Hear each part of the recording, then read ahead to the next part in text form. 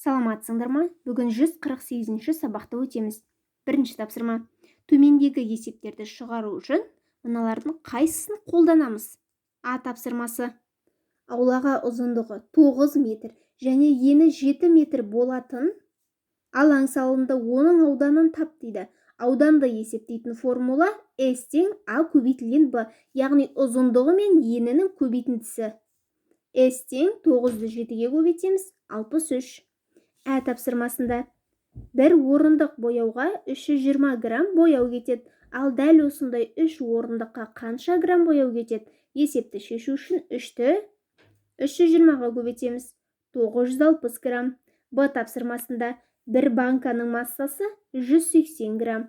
Ал дәл осындай 4 грамм бояудың массасы қанша грамм? 4-ті 180-ге көбейтеміз, 720. Есебіміз шықты. Екінші есеп. А тапсырмасында 6 дана шырын, оның әр қайсысы, яғни бір данасы 75 теңге тұрады. Ал 5 дана шоколад, бір дананың құны 104 теңге. Енді әр қайсысының және жалпы құнын табу қажет. Есепті шешу үшін 6-ны 75-ке көбейтеміз, 450, 5-ті 104-ке көбейтеміз, 520. Енді екеуін қосамыз, сонда 970 болады. Барлығының құны 970 теңге. Ә тапсырмасында 1000 грамм, ол бізде жалпы массасы. Міне, бізге мына жерде анықтау керек санын және мұндағы 125 граммдық йогурттың жалпы массасын. 1000-ды 250-ге бөлеміз, 4. Бұл 4 дегеніміз дана, яғни кестедегі міне саны деген жерде бізде 4 данасы бар екен. Енді 125-ті 4-ке көбейтеміз, 500.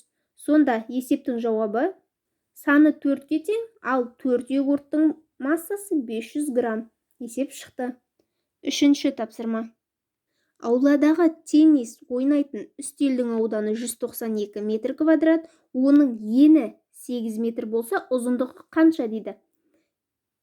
S тең А көбейтілген Б. Бұл бізде ауданның формуласы. Енді осы жерден Б-ны табамыз. Ол үшін ауданды бөлеміз еніне. Сонда 192-ні 8-ге бөлсек 24. Есептің жауабы үстелдің ұзындығы 24 метрге тең. Төртінші тапсырма. Құм салынған қоршаудың ұзындығы берілген 15 дециметр, ені берілген 9 дециметр. Енді бізге периметр мен ауданын табу қажет. Периметрін есептеу үшін 4 қабырғасын қосамыз, немесе 2 қабырғасын қосып, оны 2-ге көбейтеміз. Сонда 48 дециметр болады. Ауданды есептеу үшін ұзындығы мен енін бір-біріне көбейтсек жеткілікті. Сонда 175 дециметр квадрат. Есеп шықты. Бесінші тапсырманы шығарайық. Біз әр қайсысы 45 теңге тұратын 8 дана шоколад алдық. Және 64 теңге тұратын 6 дана қаламсап алдық. Енді барлығы қанша теңге тұрады, соны анықтаймыз. Ол үшін жеке-жеке құндарын анықтап алайық. 8 дана, әр қайсысы 45 теңгеден 360 болады.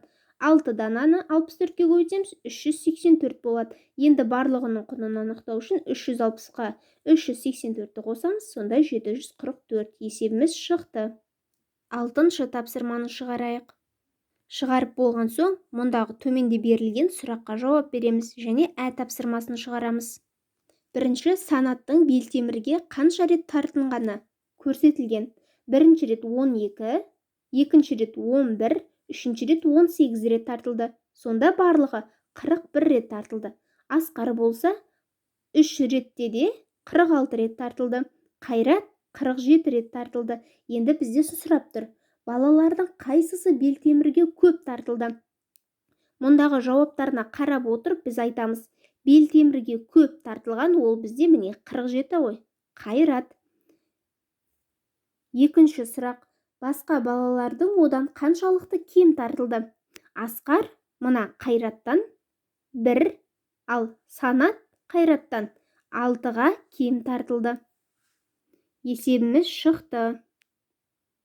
Соңғы 7-ші есепті шығарайық. 7-ні шығармас бұрын мына 6-шы тапсырманың әсін шығарайық. Бізде Әсем және Айман гүлдер бағына барып, аналарына гүл жинамақшы болады. Әсем бірінші рет барғанда 3 гүл алады. Екінші рет барғанда 4 гүл сатып алады.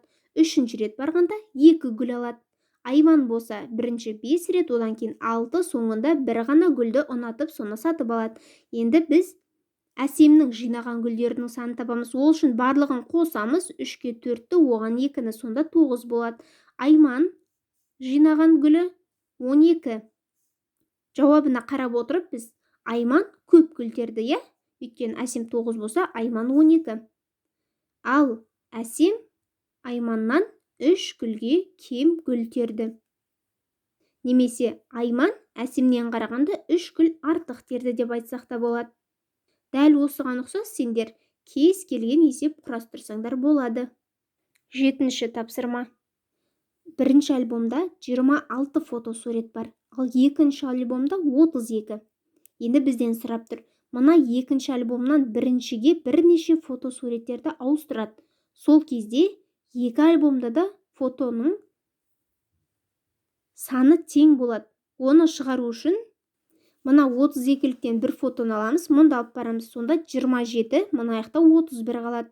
32-ден тағы бір фотоны аламыз дағыны, мұнда алып барамыз. Сонда мұнда 30 фотосурет, мұнда 28 қалады. Үшінші рет алған кезде екі жақта да 29-да 29 фотосурет қалады. Есептің жауабы 3 рет ауыстырғанда фотосуреттердің саны тең болады. Есептердің барлығы шықты. Сабақ ұнаса видеоға лайк басып, каналға тіркеліп алыңыздар. Сау болыңдар.